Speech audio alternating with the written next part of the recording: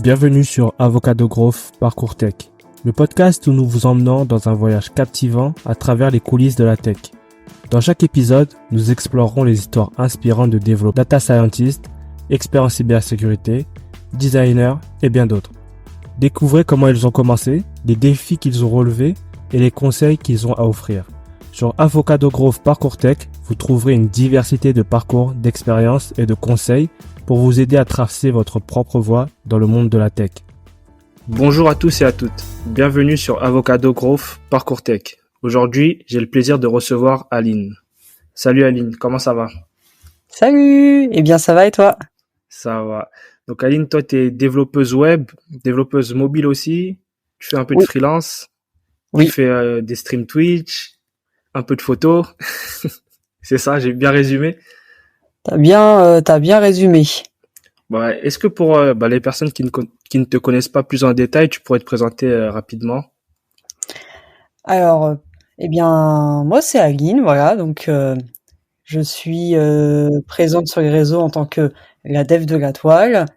J'ai commencé à rentrer dans le monde du dev il y a déjà 3 ans. Ça passe vite, hein. Je me dis, quand je m'entends dire il y a 3 ans, je me dis quoi déjà? Et il y a seulement 1 an que je suis en CDI en tant que développeuse web front-end principalement. Il m'arrive, là je commence un petit peu à toucher à du back, mais moins. Et je fais du mobile aussi, donc avec React Native, de manière générale. Voilà, pour me présenter brièvement. Ça marche. Donc toi, tu as un profil reconversion, ça fait que 3 ans que tu es dans ce domaine. Et avant ça, tu faisais quoi? Alors avant ça, en fait, j'ai fait plusieurs métiers, entre guillemets, plusieurs CDD. J'ai surtout été éducatrice de beaucoup, que ce soit en IME, en MEX, en ITEP, en ULIS aussi auprès d'enfants avec autisme. J'ai beaucoup travaillé dans ça, dans de l'accompagnement. J'ai commencé par être professeur des écoles stagiaires, mais je suis pas restée très longtemps, j'ai démissionné très vite. 2 mois. J'ai tenu 2 mois. Pourquoi t'as démissionné? Qu'est-ce qui s'est passé? En fait, ça a été une expérience professionnelle, ma première, qui a été catastrophique. C'était beaucoup de harcèlement moral, beaucoup de remarques très très négatives, énormément de pression aussi. Plus de temps libre, plus rien. En fait, j'arrivais même plus à prendre du temps pour moi. Et donc j'étais en binôme avec une autre fille en fait à ce moment-là. Parce que quand on a le concours de professeur des écoles, on commence en tant que stagiaire et on se partage une classe. Alors ça se déroule comme ça et cette autre personne a démissionné aussi parce que ça. Ok, c'était vraiment compliqué. Hein. Oui. Et les personnes qui nous ont remplacés, elles ont été plus protégées parce que nous on a fait des mots, on a fait le nécessaire pour que les personnes qui nous remplacent derrière ne subissent pas ce que nous on a subi. Voilà. Donc pour elles ça s'est un petit peu mieux déroulé. Mais voilà, du coup, je me suis plus tournée vers le métier d'éducateur que j'ai fait pendant des années, hein, jusqu'à mes 26 ans. 26-27 ans à peu près. Et puis j'ai fini pendant le Covid par me tourner vers le dev. Après un burn-out, quoi, du coup. Mais en fait, tu sais que t'es la 3e personne que j'ai en podcast qui me parle de la période Covid qui a été décisive, on va dire, à son avenir. Chaque personne que j'ai eue m'a dit que le Covid grâce au Covid, ils ont pu changer de secteur directement. Et moi aussi, le Covid, pareil, ça m'a servi à réfléchir et à me lancer dans quelque chose d'autre. C'est que ça a fait du bien, on va dire, malheureusement, d'avoir ce temps, cette coupure pour être un peu plus calme et te poser et se reconcentrer sur soi. Exactement. Et du coup, toi, t'es arrivé dans le dev. T'avais un attrait pour la tech ou un intérêt particulier ou c'est arrivé comme ça? Si tu peux nous expliquer un peu comment, le processus de passer d'éducatrice à arriver en tant que dev. Alors, ça c'est lié à un côté très très intellectuel chez moi puisque je suis quelqu'un qui aime énormément réfléchir. J'ai fait après le bac, j'ai fait des études de philo J'avais pas d'idée de ce que je voulais faire de ma vie. C'est vraiment, j'ai eu une passion pour la philosophie tout de suite. Je suis arrivé en terminale, j'étais à fond. Et j'en parlais tout le temps d'ailleurs, hein, pour le plus grand malheur des membres de ma famille, ils en avaient marre à la fin. C'était tous les jours. Et j'avais déjà cet attrait à remettre en question les choses, à aimer réfléchir, à chercher des solutions, à essayer de comprendre. Et d'ailleurs, je m'ennuyais beaucoup dans ma vie professionnelle parce que, alors je ne dis pas que le métier d'éducateur n'est pas un métier où on ne réfléchit pas, au contraire, hein, mais c'est un métier d'action, c'est différent, il me manquait quelque chose. Je m'ennuyais vite, vraiment très vite, et puis beaucoup de stress, beaucoup de choses. Et comme je te disais, et comme non, tu disais aussi, c'est vrai que le Covid a été très très porteur sur ça parce qu'à ce moment-là, ça a été un moment où oui, on a remis en question. Je pense que c'est ce qui s'est passé pour beaucoup de personnes. Qu'est-ce qu'on aime dans la vie, en fait? Qu'est-ce qu'on aime vraiment dans la vie? Pourquoi est-ce que jusque-là ça ne va pas? Pourquoi est-ce que il y a un truc qui manque et qu'est-ce que c'est et qu'est-ce que je peux faire?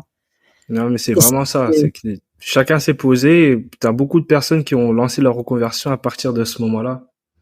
Exactement, oui. Oui, c'est vrai. C'est vrai parce que ça a été un moment où on a eu l'impression que la pression sociale, entre guillemets, elle était plus vraiment là, comme C'est libre, ça. d'un coup. Voilà, c'est ça. Ouais, ça fait vraiment cet effet-là et à ce moment-là, je me suis dit, ah mais c'est vrai qu'Aline, bon, ça t'a apporté beaucoup, humainement, t'as appris beaucoup, sur les personnes que t'as accompagnées et sur ça, j'ai pas de regrets, vraiment, parce que j'ai appris énormément de choses. Mais bon, d'un autre côté, t'aimes pas non plus être trop entouré, t'aimes bien être tranquille, t'aimes bien réfléchir. Au final, tu fais un métier qui est pas du tout lié à ta personnalité, et c'est pour ça que ça ne va pas arriver à un moment qu'il y a un truc qui cloche. Et bref, alors je me suis tournée vers ça parce que bon, j'ai toujours eu un attrait pour les ordinateurs, pour tout ça aussi. Le dev, non, ça j'ai vraiment découvert. J'en ai déjà entendu parler, mais j'ai vraiment découvert cette année-là. Mais j'ai toujours eu ce côté, j'étais une adolescente, clairement moi j'étais l'ado geek sur ses jeux, sur son ordi, qui faisait des montages, qui faisait des blogs aussi, qui traînait sur les forums. J'étais H24 sur l'ordinateur. J'ai eu mes parents qui essayaient de faire des horaires et tout parce que j'étais vraiment du matin au soir dessus. Ça n'a jamais marché, hein. Voilà. On va dire que c'était une suite un peu logique qu'un jour, bah, tu te retrouves enfin, que tu prennes le temps et que tu te retrouves dans la tech. Après, Ouais. toi, t'as fait des métiers où les compétences, elles sont vraiment transposables. C'est que t'étais éducatrice, t'étais professeur. Et quand je te vois partager sur Twitter, bah, maintenant que tu me dis ça, on voit ce côté où t'aimes bien, bah, prendre soin des gens, où t'aimes bien être bienveillante. Enfin, moi, je ressens ça quand je vois tout ce que tu partages.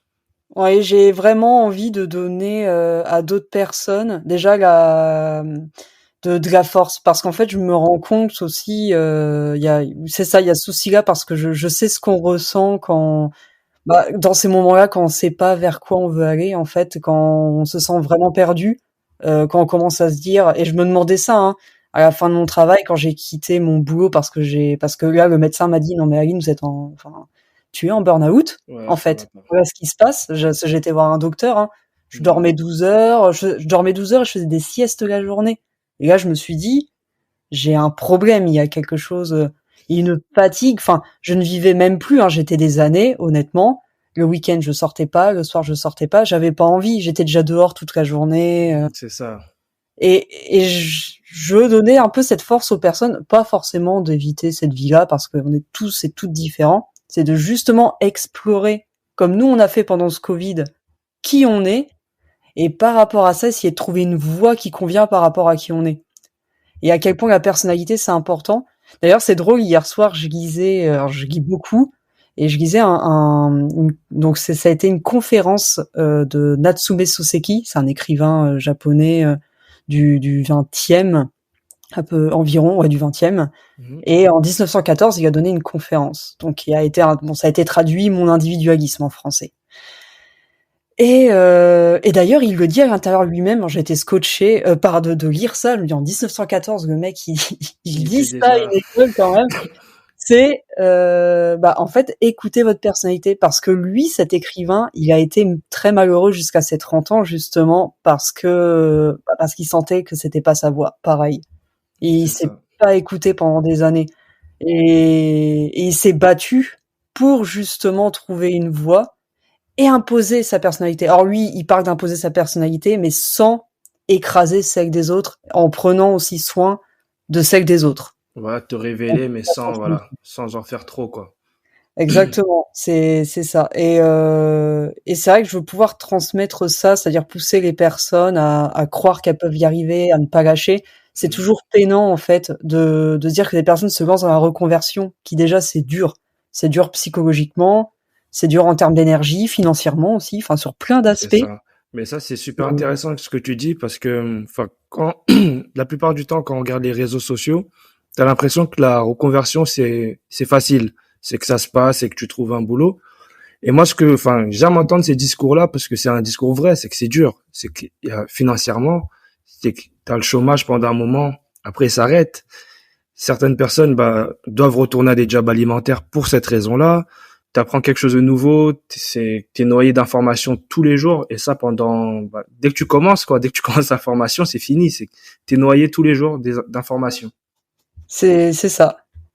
C'est ça, et puis ce qui est compliqué, et en fait, c'est ça qui fait que j'essaie d'avoir un discours encourageant, d'être présente sur ça, parce que il y a une chose qui m'atteignait un petit peu et qui m'énerve un peu aujourd'hui, enfin qui m'énerve, non, qui m'agace, qui provoque de l'agacement, c'est de lire des personnes, voilà, qui ont volontairement un discours décourageant, qui sont là pour dire qui mettent littéralement des commentaires de moquerie totale justement pour les personnes qui viennent de bootcamp, de formation, etc.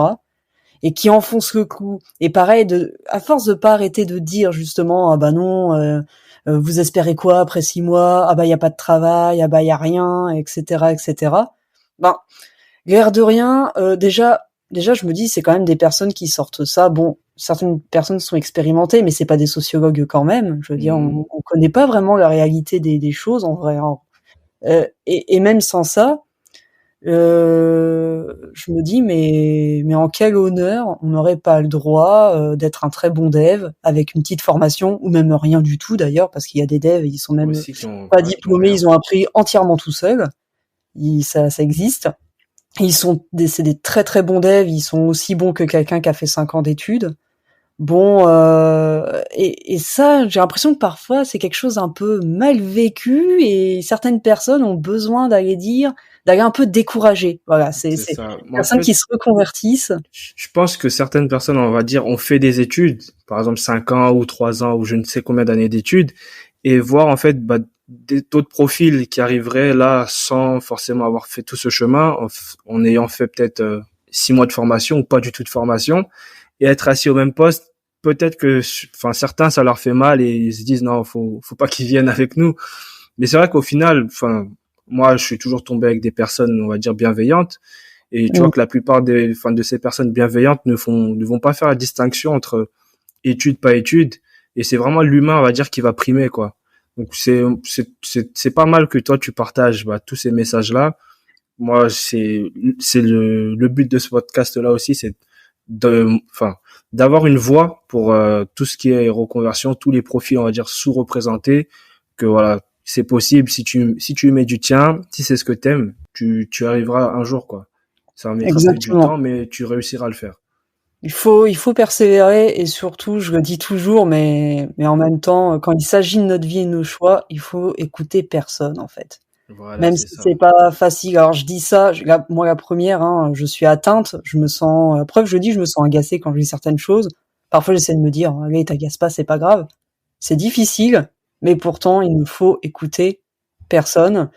Il y en aura toujours qui vont dire, honnêtement, tu vois, de mon côté, je me suis lancée direct en freelance. Il y en a plein qui diront qu'il faut absolument pas faire ça. Encore une fois, ça dépend des personnes. Alors pour moi, effectivement, ça n'a pas marché de démarrer en freelance, mais pas parce que je suis nulle, parce que dès le départ, au-delà du manque d'expérience professionnelle, j'ai pas forcément fait les démarches de me montrer sur les réseaux dès le départ, etc. Donc c'est des facteurs extérieurs. Mais il y a des personnes qui démarrent par le freelance et qui y arrivent très bien. Et c'est pour Ah, ça que je trouve que c'est important de pas les dire, de pas les mettre des idées toutes faites dans la tête de tout le monde. Bon, même si, bon, ça encore, c'est pas des conseils très méchants, hein. Mais hmm, voilà, de juste laisser les personnes faire leur propre cheminement et découvrir par elles-mêmes les choses. Dire, j'ai fait du freelance, je me suis planté, ça n'a pas été ça, j'ai fait autre chose, ça n'a pas Voilà, été tu la as fin appris, du monde. quoi. C'est une leçon, tu as appris, tu sais pourquoi, enfin, tu sais pourquoi ça n'a pas marché, tu en as tiré des leçons pour avancer sur autre chose, quoi. Exactement, voilà, c'est ça. Et ce que je dis beaucoup aux devs, c'est d'expérimenter personnellement, même quand on parle d'une stack ou quoi, même si tout le monde dit ah non c'est nul, gna gna, ah non, non. Si toi t'as envie d'explorer cette stack-là parce que pour toi elle a un sens pour quelque chose, mais go, quitte à ce que tu te défendes pète et ongles. Et d'ailleurs c'est ça qui est intéressant, même potentiellement pour un recruteur, etc. C'est d'avoir un dev qui est capable aussi de défendre une solution technique. Et de Voilà, dire pourquoi est-ce que lui, il pense que c'est ça le mieux et pas autre chose. Et par contre de s'ouvrir à ce que les autres peuvent proposer en même temps. c'est ça, tu touches un peu à tout et faut savoir expliquer pourquoi tu as choisi ça et pourquoi, enfin, aussi avoir tes convictions, tester, pas suivre uniquement la hype. C'est ça, exactement. Et voilà, de faire j'ai ces messages-là pour voilà inviter à faire attention à tout ça, à ces vérités un petit peu que certaines personnes posent comme toutes faites. Alors même si voilà, c'est des partages d'expérience et il faut prendre ça comme tel, comme des partages d'expérience. Et si elle nous convient, on peut s'en accaparer et l'améliorer ou juste en accaparer tout court. Si ça ne nous convient pas, on est en droit d'aller faire autre chose. Et d'ailleurs, c'est comme ça que le monde du dev évolue bien, parce que si on allait tous dans le même sens et toutes dans le même sens, ce serait compliqué, ce serait dommage. Il n'y aurait pas de spécialisation et on ferait toute la même stack, tous du web ou tous du front et voilà, fin. Voilà, c'est ça. Je voulais juste revenir un peu en arrière. Donc là, tu t'es formé sur combien de temps? Tu as fait un parcours bootcamp classique 6 mois ou ensuite tu as ajouté une petite alternance derrière? Alors en fait, j'ai commencé par le wagon. Donc ça a duré trois mois. Le wagon, c'est un bootcamp extrêmement rapide. Donc j'ai commencé à apprendre avec Ruby, avec le langage Ruby. C'est avec ça que j'ai commencé à m'initier un peu à l'algorithmie, à voir les if, les else, les bases à comprendre. Mais quand je suis sortie de ça, il y avait en fait c'est extrêmement rapide et c'est vrai que j'avais besoin de plus de temps pour vraiment assimiler les notions. C'est vrai que quand je suis sortie de ce bootcamp, par exemple, tu me parlais d'API. J'étais pas encore capable de vraiment comprendre ce que c'est, tu vois. Tu m'aurais demandé c'est quoi, j'aurais C'est fait ça. Tu l'as vu en rapide, mais t'as pas eu le temps vraiment de l'assimiler, quoi. C'est 3 mois, ça c'est va très vite. c'est ça, mais j'ai même mis du temps au départ. Je t'avoue, quand on me disait responsive, j'osais pas dire que je savais pas ce que ça voulait dire. J'étais là, oui, oui, tu fais responsive. Je faisais, ouais, ok, je fais responsive. Et puis après, attends, c'est quoi? On a tous été comme ça, on dit oui, oui, après tu vas sur Google chercher, c'est quoi ce truc? Exactement, ouais. Combien de fois j'ai fait ça? Et puis bon, maintenant je sais, je te rassure. Mais bon, à ce moment-là, toutes ces petits trucs-là, j'étais là, je comprenais même pas. Et je me suis dit, non, là, je suis pas prête du tout, ça va pas le faire, quoi.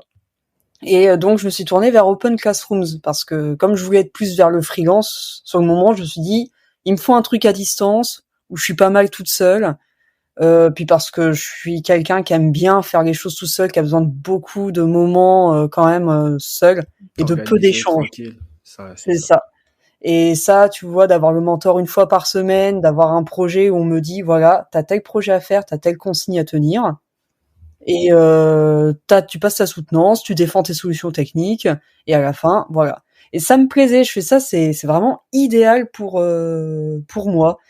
Et d'ailleurs, ça a été le cas parce que c'est vraiment avec Open Classrooms que j'ai beaucoup appris. Et t'as fait combien de temps avec Open Classroom? C'est sur combien de Euh, temps?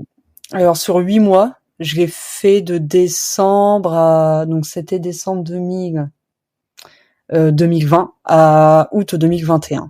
Ok, donc que des projets, chaque semaine un call avec le mentor pour lui montrer un peu ton avancée. C'est ça, c'est ça. Et en plus, j'ai un super mentor. Vraiment, celui que j'ai eu, il était vraiment top. Il m'a appris énormément de choses. Puis lui, il allait très, très à l'essentiel, très pédagogue. Donc, j'ai eu beaucoup de chance. Je suis ressorti, c'était vraiment, vraiment très bien. Bon, j'étais à la limite, la certification, là, au niveau des dates, comment j'étais à la limite. La validation le jour même du dernier projet, le jour même, hein, je crois, j'avais une date limite de fin. Là, j'ai validé, j'ai fait ouf. Ok, donc en fait, avant cette date-là, faut que tu aies rendu tous tes projets, on va dire, et là C'est ça. maintenant tu peux passer à soutenance. C'est ça. En fait, en 8 mois, donc j'avais 7 projets. Bon, ça a dû un petit peu changer depuis. Je change régulièrement les sujets, tout ça. 7 projets et faut les remplir. Voilà. Après, tu vas à ton rythme. Hein. Il y en a, ils essayent de faire très très vite pour qu'en 3 mois ce soit fait. Il y en a, c'est plus tranquille. Pour ma part, j'ai besoin que ce soit plus tranquille. Bon aussi parce que je travaillais à côté. Hein, au début, avant de gagner ma vie en tant que dev, je gagnais ma vie un peu autrement. J'étais à ESH en lycée à côté. Ok. Donc, Donc, t'as pas forcément voilà, le temps de faire des longues journées sur Open Classroom. Tu essaies de t'organiser 1 heure, 2 heures. c'est ça. Je travaillais vraiment à côté pour pouvoir avoir le temps de faire les choses. Et puis j'essayais vraiment de prendre le temps d'assimiler. C'est-à-dire que toutes les lacunes que j'ai eues en sortant du wagon, j'ai essayé à ce moment-là d'un peu plus les travailler. Bon, je l'ai pas encore très très bien fait à l'heure actuelle. Je suis beaucoup dans une remise en question de ma façon d'apprendre, de ma façon de faire. Je l'ai totalement changé ma façon d'apprendre aujourd'hui parce qu'à l'heure actuelle, ce qui me manque beaucoup, c'est quand même une culture plus technique Mhm. du dev, de tous les fonctionnements qui est autour du code. Il me manque encore pas mal de choses. Donc et avec tout ce que j'ai appris sur comment bien apprendre dans le dev, etc. J'ai appliqué certaines choses, d'ailleurs que je raconterai et que je partagerai quand je ferai ma conférence bientôt. De toute façon, dès que dès que tu as ta conférence, tu m'envoies ça, je partage, parce que c'est super à suivre tous ces trucs-là. Et je voulais revenir, là tu fais ta formation Open Classroom, dès que tu la termines, c'est quoi la suite pour toi? Alors après, j'ai fait 1 an de freelance après. C'est là que j'ai fait le freelance directement. J'ai osé. Et bon, j'ai pas eu beaucoup de missions, hein, impossible d'en vivre. Mais bon, ça m'a quand même apporté la possibilité de découvrir donc Strapi. J'ai eu une mission, j'ai fait un peu de Strapi, qui a un headless CMS Mhm. pour facilement avoir un back-end, voilà, à disposition et de faire un petit blog. Donc gentiment, rapidement, voilà. Donc c'était cool, ça m'a fait une petite expérience avec ça, avec un dashboard administrateur. Comment tu as Et trouvé l'expérience? T'es allé sur Malte ou, enfin, vraiment, tu connaissais quelqu'un qui t'a connecté? c'est ça, c'était un peu le bouche à oreille qui m'a permis d'avoir ça. J'ai des amis, tout ça, qui connaissent pas mal de personnes et puis qui parlaient autour d'elles et du coup, ça m'a permis d'avoir ça. Bon, au final, ce qui est dommage, c'est que j'ai rien à montrer parce que la personne n'a pas continué ensuite. Elle a changé d'avis par la suite et Donc, s'est dit allez, qu'elle en ça. aurait plus besoin. Bon, voilà, j'ai ça et j'ai pu avoir la chance de travailler pour une start-up en full remote pendant 3 semaines, qui est l'autre mission que j'ai réussi à obtenir. J'avais réussi le test technique, tout ça, et du coup, j'ai beaucoup appris en 3 semaines avec eux. Bon là, c'était rude. Par contre, c'était très très rude. Ils m'ont pas gardé parce que j'étais lente par rapport à la vitesse d'exécution des autres devs. J'étais avec des devs seniors là. Donc du coup, Après aussi, l'environnement startup, c'est que ça évolue vite, ça bouge vite. Ils ont besoin ouais. de résultats très rapides. Et c'est vrai que, enfin, quand on est junior et qu'on arrive dans ce monde-là, ça peut être déconcertant. C'est que ça va tellement vite. C'est ça, sur le moment, je l'ai mal vécu, hein. On se remet en question soi-même. Déjà, j'entends beaucoup, et moi-même d'ailleurs, je me fais la remarque pour ma propre personne. J'entends beaucoup de ouais, je suis lent, machin, il faut du temps. Mais en fait, bon, il y a des personnes qui vont avoir tout de suite le truc, la méthode pour savoir être rapide. Et en fait, d'ailleurs, c'est ça que j'ai appris, c'est qu'en réalité, c'est pas tellement qu'une question de capacité. On croit beaucoup que notre cerveau il est fait d'une certaine manière et tout. Pas du tout en fait. Hein. Beaucoup de personnes très très douées dont on a étudié le cerveau, on a vu qu'ils avaient le même que tout le monde. En Mhm. vrai. Ouais, oh non, mais c'est fou, mais on a des croyances comme ça.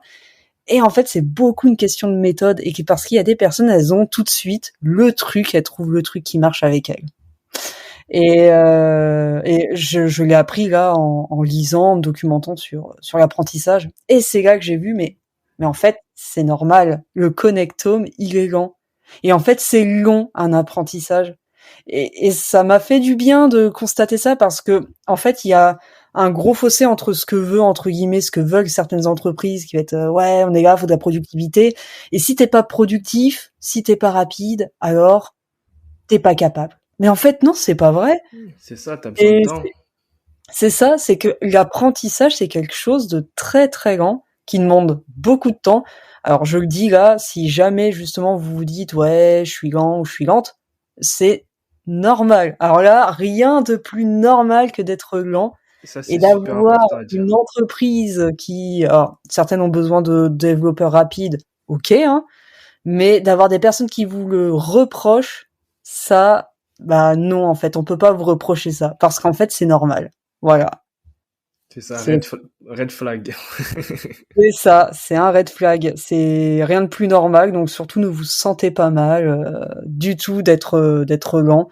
Bon, je dis ça, je suis la première à pas aimer quand je sens que je le suis, mais faut accepter, faut Voilà, accepter. faut l'accepter.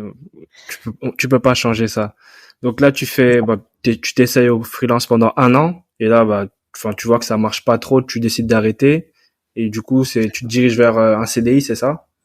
C'est ça. Alors, ce que j'ai fait ensuite, parce que je me montrais peu sur les réseaux, j'ai aussi eu pas mal de soucis perso qui faisaient que j'étais très renfermée, je communiquais plus. Je suis quelqu'un qui a connu des périodes de solitude très intenses, et là, j'en Mhm. sortais un peu aussi, donc très très compliqué.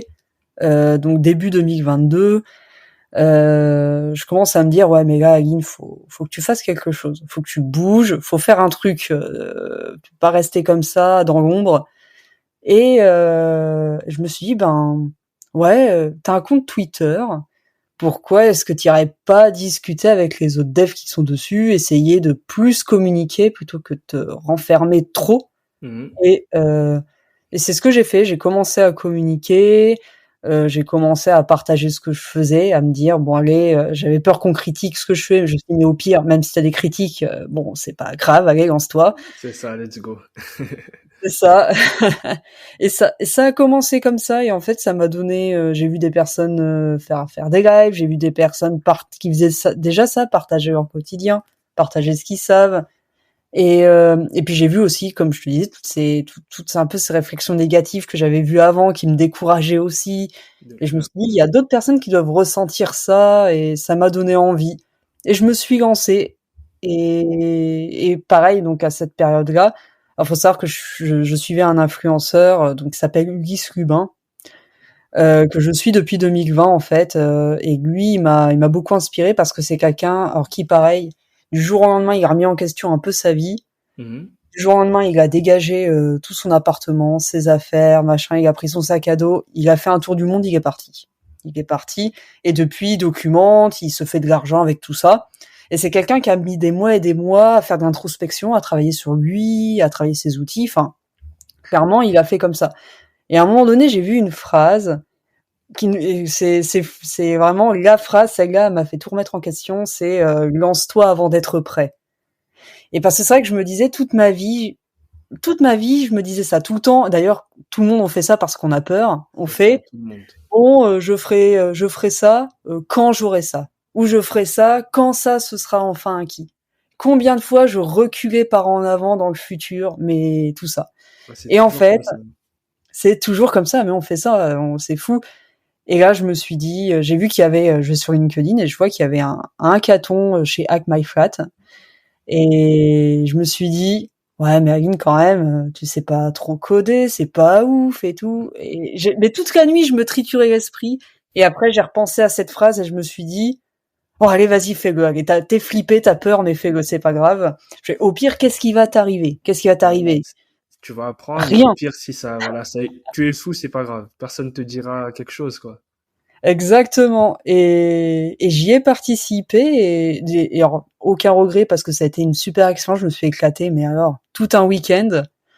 Par contre, j'ai quasiment pas dormi. Ça a été un week-end à fond code. Mais c'était trop bien. En plus, avec des gens que j'avais jamais vus, on se connaissait pas. Hein. J'ai fait ça avec des inconnus, clairement. Et ça a été une super expérience. Et autre élément que j'ai fait où pareil, je me suis dit allez, vas-y, allez, on arrête d'avoir peur. C'est donc à ce moment-là, Lior avait lancé son petit concours de conférences et pour justement amener des personnes à se mettre en valeur. Et là, je me suis dit, bon allez Osef, vas-y, hein, go, j'essaye, je me lance. Et pareil, super expérience. Et c'est tout bête, mais d'avoir partagé, d'avoir participé à ça, d'avoir mis une dynamique dedans, de m'être lancé à faire des lives, alors que tout ça, c'est des choses qui me font peur qui me faisaient peur, hein. Bah ça m'a donné plein d'ouverture. Et c'est grâce à ça qu'aujourd'hui, d'ailleurs, j'ai pu trouver un travail sur Twitter, du fait de m'être montrée, d'avoir osé et justement de pas avoir attendu d'être prête. J'ai pas, même à l'heure actuelle, j'attends pas d'être une super dev. C'est Voilà. ça. Bon, en fait, moi, le conseil que je donne souvent, c'est que, enfin, partage ton travail, quoi. Et une petite présence en ligne, pas d'avoir 1 million de followers, mais juste partage un petit peu ce que tu sais faire. Ça sert toujours. Un jour, tu chercheras peut-être une mission. Et enfin, Twitter, il y a tellement de personnes de la tech dessus. T'as tellement de connexions à te faire que, voilà. Lance-toi et t'en auras des opportunités là-dessus. Exactement. Et même pour les personnes, bon, pour qui c'est vraiment très difficile de se lancer de cette manière-là, puisqu'il n'y a pas que comme ça. Bon, lancez-vous quand même. Si vous voulez postuler, tentez. Ne vous laissez pas tenter. En fait, faut avoir un peu de culot, comme on dit. C'est ça. Par Des fois, moment, faut pas hésiter, ouais, en fait. c'est ça. Des fois, tu vois des fiches de poste avec 1 million de technologies à apprendre, à connaître. Et Ouais. enfin, t'envoies deux on va dire, t'es familier avec, postule, c'est pas grave. Jamais ils vont trouver quelqu'un avec toute cette stack. C'est quasiment impossible. Donc, tente-le.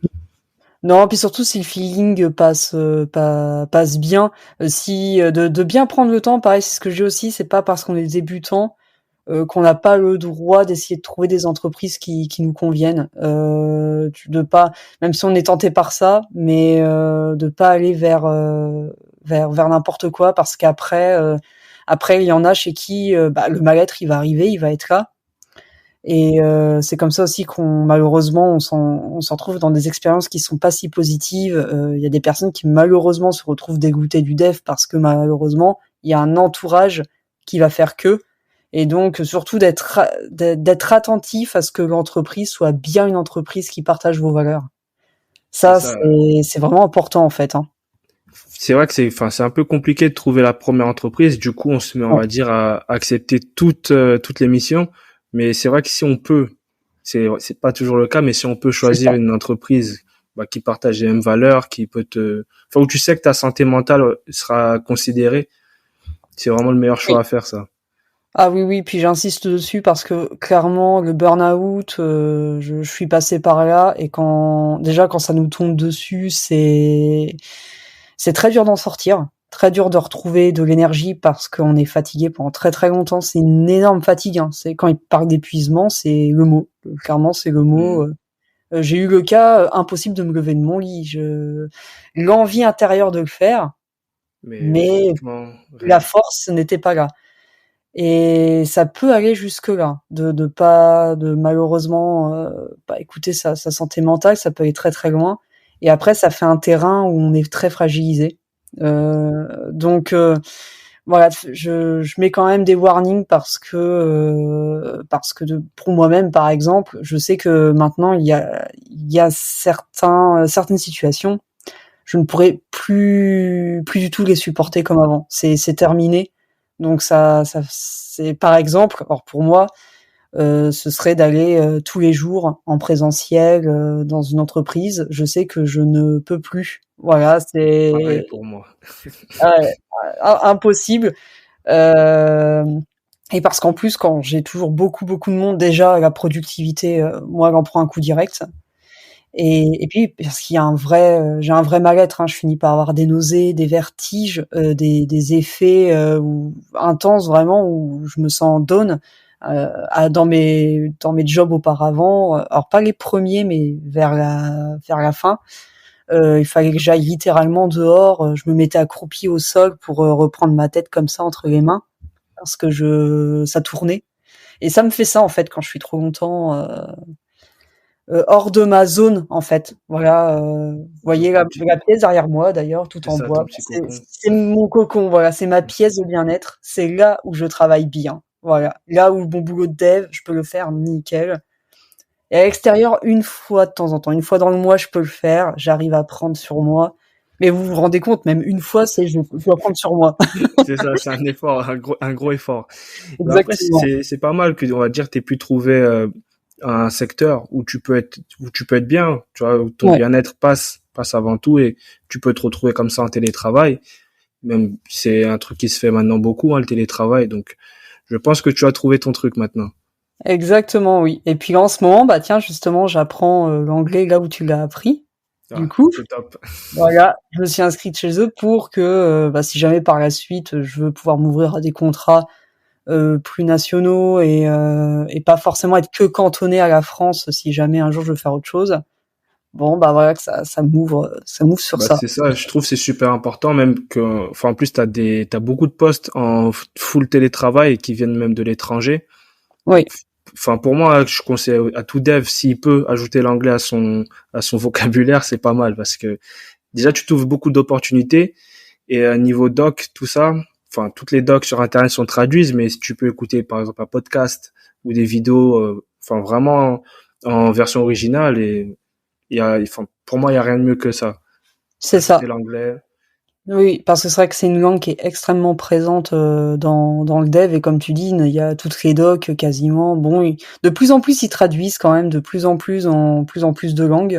C'est bien aussi, mais c'est bien aussi d'avoir un langage universel. J'aime le fait que justement, d'ailleurs, que le dev ce soit autant lié au côté internet justement parce que j'en parlais avec un ami, on en parlait tous les deux, on se disait mais ça, en fait, c'est bien, ça donne le sentiment qu'on est un peu des citoyens du monde dans ce monde-là. Bah, C'est-à-dire c'est que c'est ça. ensemble, les nationalités de chacun et de chacune, c'est pas grave, voilà, c'est pareil.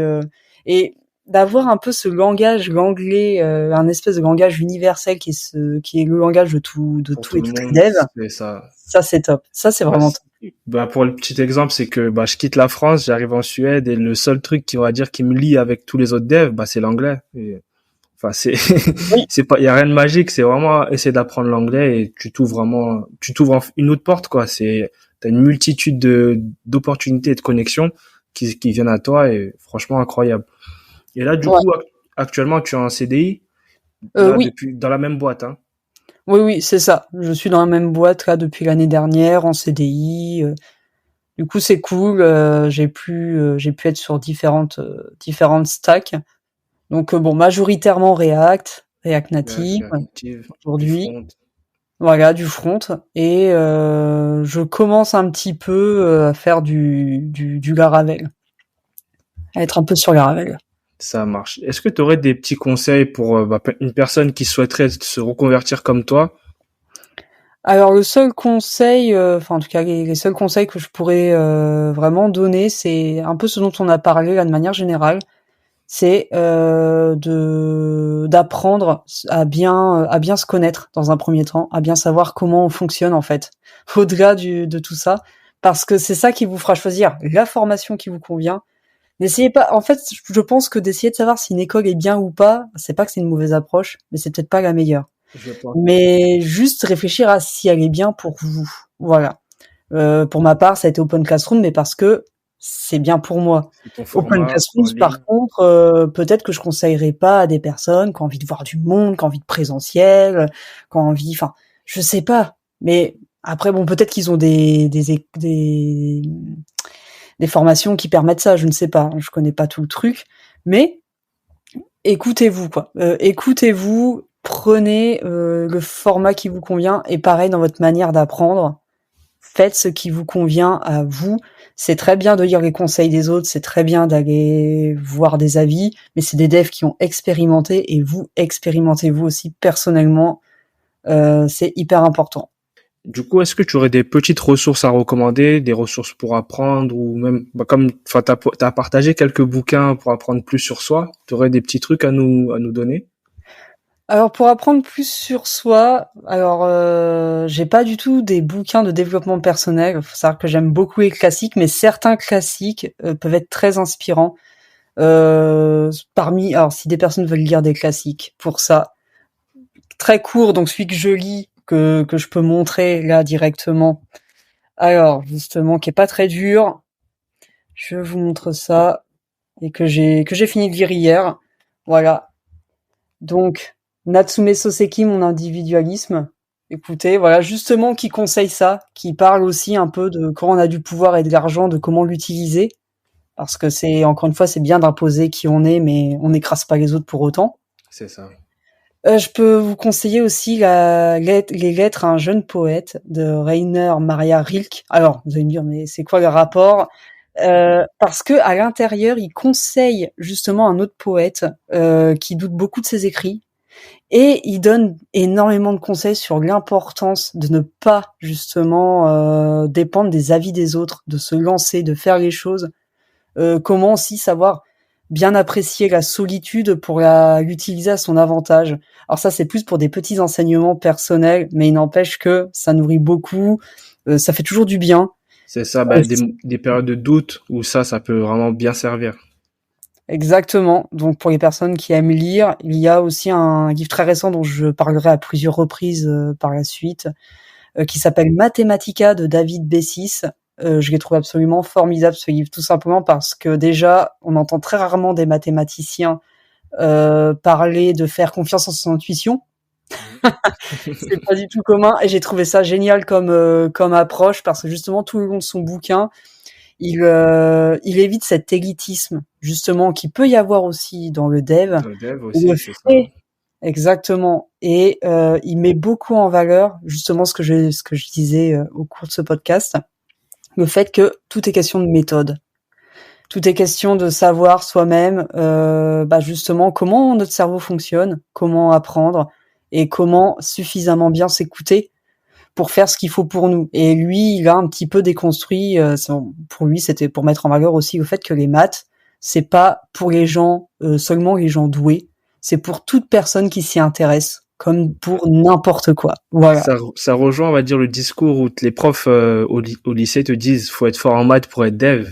Et enfin, au final, tu vois que faut pas forcément un crack en maths. Non, pas du tout. Non, c'est juste quand quelque chose vous intéresse, eh bien, sachez qu'on est tous et toutes capables de l'apprendre, de l'assimiler, et que souvent, quand ça passe pas, c'est juste qu'on n'a pas compris. Voilà, juste, c'est de ne plus se dire qu'on est nul. On n'est pas nul quand on ne sait pas. Quand je disais que par exemple une API, je savais pas ce que c'était au départ, je n'avais pas compris. Je suis pas nul. Je n'avais pas compris. C'est pas pareil. Voilà, et souvent, c'est ça. En tout cas, merci à toi, Aline, pour ce moment. C'était vraiment super. Et j'espère que ton parcours inspirera plus de femmes à se lancer dans la tech ou à partager un peu plus. Allez, les développeuses! Faut qu'on se montre! On est là, nous aussi. C'est super important d'avoir des femmes ici comme ça. Enfin, pas pour donner l'exemple, mais pour montrer que dans ce métier, il y a aussi des développeuses qui sont aussi capables de faire des belles choses. On n'est pas que des développeurs. Voilà, c'est que on est tous ensemble et on va tous dans la même direction. Exactement. Voilà. J'espère que cet épisode t'a plu. Tu peux me soutenir en mettant une note sur Spotify ou Apple Podcast et en partageant cet épisode à quelqu'un de ton entourage. Je te donne rendez-vous dans 2 semaines pour un nouveau parcours tech. En attendant, retrouve-moi sur mon Twitter, MangeJS. À bientôt.